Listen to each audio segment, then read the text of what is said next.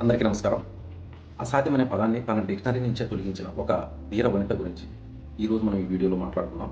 ప్రమాదంలో జ్ఞాపక శక్తిని కోల్పోయి వీల్ చైర్కే పరిమితం అవుతుందనుకున్న ఈ వీర వనిత పట్టుదలతో దేశంలోని అత్యుత్తమమైన యూపీఎస్సీలో 483 ర్యాంక్ సాధించిన ఈ కేరళకు చెందిన ఈ యువత అధీరా సుగతన్ గారి గురించి ఈరోజు మనం తెలుసుకుందాం. అధీరా ఒక డెంటిస్ట్.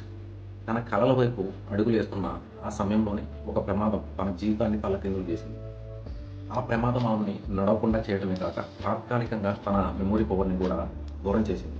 కానీ ఆమె మనోధైర్యాన్ని మాత్రం ఈ ప్రమాదం దూరం చేయలేకపోయింది. మంచానికే పరిమితమైన తన లక్ష్యాన్ని మాత్రం తను మర్చిపోలేదు.